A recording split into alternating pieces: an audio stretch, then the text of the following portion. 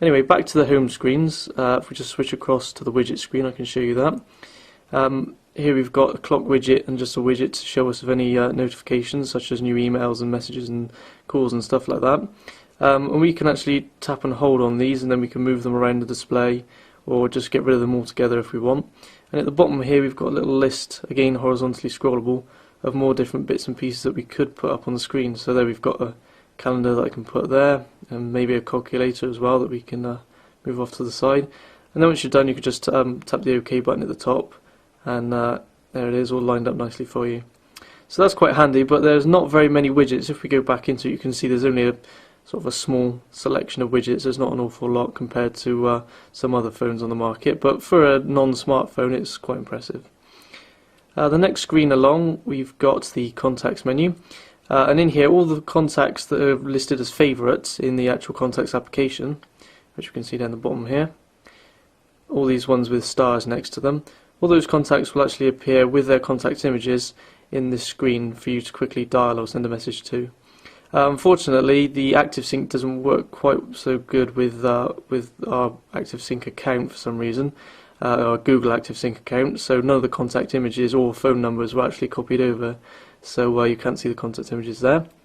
And the next screen is multimedia, and it's much the same as the contacts one. Again, you've got sort of rows of your favourites. This time we've got favourite photos on the right here, and favourite music on the left. Again, you can go into the music application and actually set all your songs as favourites that you want to appear on the screen, and again with the photos you can go and select your favourites to appear here, and then from this menu you can actually select the photos to have a look at them and scroll through them and things like that. So it's quite handy, but not the most useful because it's not a proper photo viewer, not a proper music player either, although they can both be used directly from here. Moving on from that, we're just going to have a quick look at the web browser. Right, so we're finally all loaded up on the MobileBone web page here. It takes a little while because the HSDPA connection is not quite as quick as I would have liked. It's actually quite a slow connection. But even on Wi-Fi, the phone actually struggles to actually render the pages particularly quickly. You can see here it's not quite as smooth as some rival devices, maybe like the iPhone for example. Is a bit less sort of stuttery than this one. But there's pinch zoom support, just like the iPhone, but again it's not quite as polished. It doesn't always recognise that you're trying to make a pinch, and when you do it actually takes quite a while to zoom in sometimes. As you can see here, it's not the fastest or the easiest experience. It's not really recognising what I'm doing and reacting straight away. But it's not a bad experience. I mean, as you can see, we've got the full HTML page here. There you can see it zoomed in finally, and it's the full HTML page just like you'd see on the desktop computer in your home, but it's just a bit slower to actually load and navigate than perhaps it would be on, say, an iPhone or maybe one of the Android devices.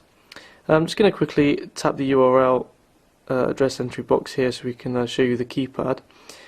First keypad here is just a normal numeric keypad. And you can actually use predictive text with this to enter bits and pieces in a message. Here the predictive text is turned off, as you can see at the bottom, for just entering a URL. But if we switch the device over to landscape mode, it flicks across into a full QWERTY keyboard, as you can see. And text entry is generally quite good. It's not hugely accurate. There's actually no spaces between the different keys, as you can see. So you can accidentally knock the wrong key sometimes when you're actually trying to type in.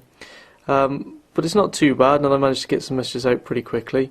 And you also get predictive text even with the QWERTY keyboard if you wish.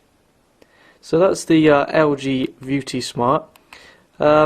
Overall, I think the handset could be recommended. It's not a bad little device. The camera's pretty nice, and also it's got the DivX video playback and Wi-Fi and Google Maps on it, which is pretty good. There's also a GPS system in this, so you can actually geotag your photos and stuff when you take them. Though oddly, you can't use the GPS receiver with Google Maps for some reason. But nevertheless, we still give this a recommended rating, and I've been Russ Jeffers from MobileBone.com.